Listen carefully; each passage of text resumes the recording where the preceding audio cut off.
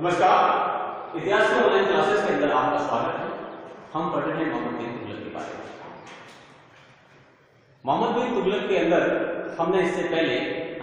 उसकी जो योजना थी, पहली योजना जो दोआ में कर दी है, उसके बारे में अध्ययन किया था। आज हम उसकी दूसरी योजना के बारे में अध्ययन करेंगे। उसकी दूसरी योजना थी राजधानी परिवर्तन। देखिए, राजधानी परिवर्तन उसके द्वारा जो किया गया और उस राजधानी परिवर्तन के कारण जनता के ऊपर, प्रजा के ऊपर क्या प्रभाव पड़ा, उसकी योजनाएं कितनी सफल हो पाई, कितनी असफल हो, उसके बारे में अध्ययन करेंगे। अब सबसे मूल बात यह है कि उसने ये राजधानी परिवर्तन क्यों किया।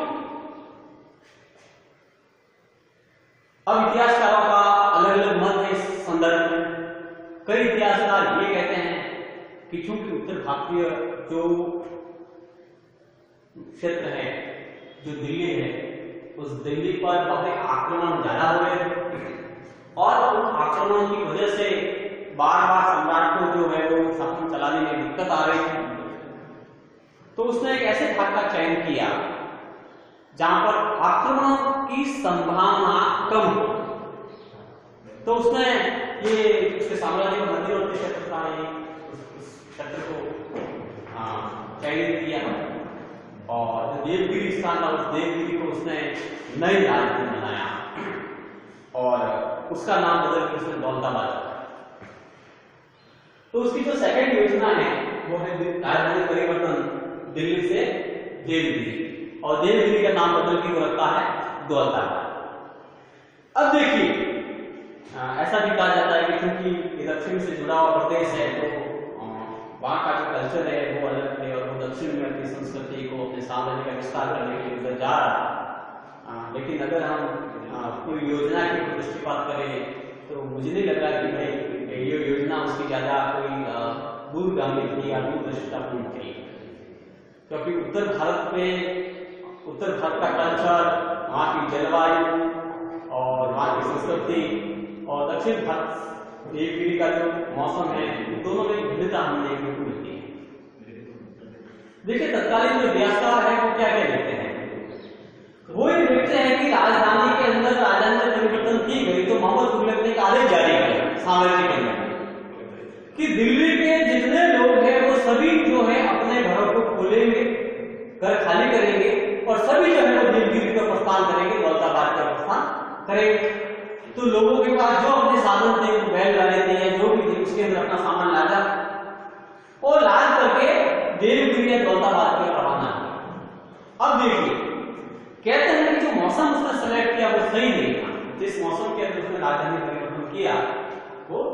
सही नहीं था। कहते हैं कि शायद गर्मी के मौसम उसने हो गया तो गर्मी बहुत ज्यादा पड़ रही थी, बाद में बारिश का मौसम जो है शुरू हो गया। तो अब देखिए, जब उसने ये आदेश जारी किया, इस आदेश को जारी करने के बाद के सब लोग वहां से निकल गए, तो जो सुल्तान है मोहम्मद बिन तुगलक खुद अपने महल की जो टेरेस के छत पे जाकर खड़ा और वहां जाकर देखता है कि कहीं कोई पूरे राजधानी में कोई रहा तो नहीं, मतलब कहीं से कोई धुआं तो नहीं निकल रहा है, मतलब कोई व्यक्ति रहना नहीं चाहिए। अब इतिहासकार तो यहाँ तक बताते हैं कि कुत्ते तक को भी उसने दिल्ली में रहने नहीं दिया, उनको भी लेकर के वो ये आदेश आ कि कोई व्यक्ति यहां नहीं मिलेगा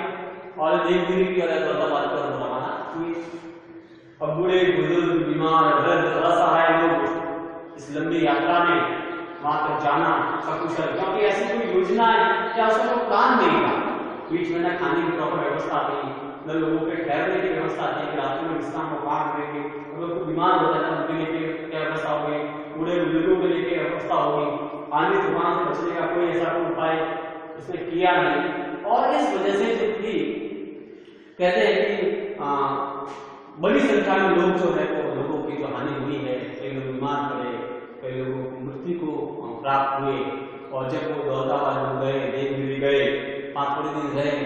लेकिन लोगों का मन नहीं लगे। स्वयं सुल्तान तक क्योंकि वहां की जलवायु अलग, वहां का कल्चर अलग, हिंदू संस्कृति में जाकर के रहना थोड़ी दिन जाना आता, लेकिन बाद में जब जनता के अंदर ऐसा बिल्कुल बदलने लगा कि भाई ये जबरदस्ती तरीके से राजनीतिक परिवर्तन हुआ है और यहाँ पर लोगों को रोकना संभव नहीं।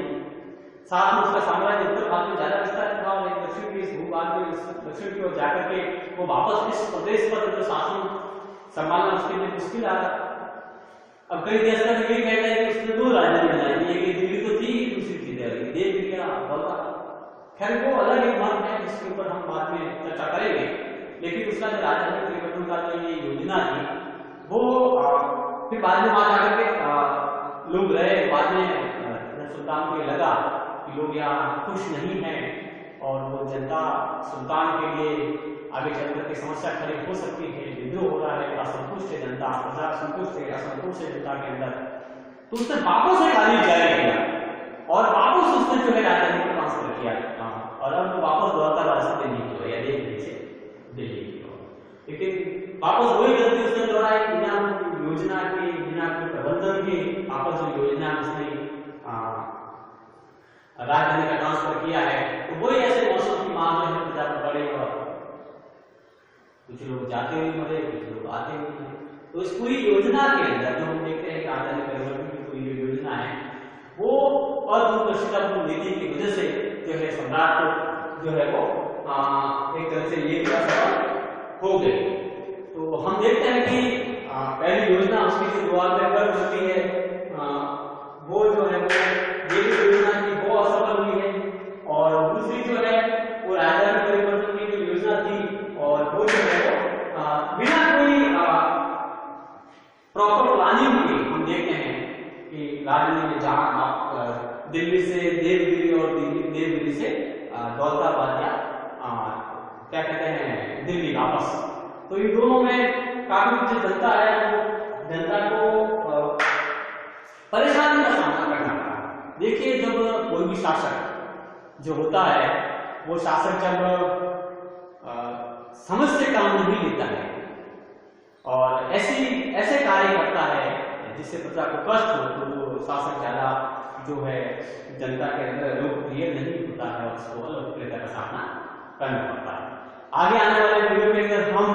जो है वो उसकी जो नेक्स्ट योजना है उस नेक्स्ट योजना के बारे में चर्चा करेंगे कि किस तरह से उसकी नेक्स्ट योजना के द्वारा जो काम किया था।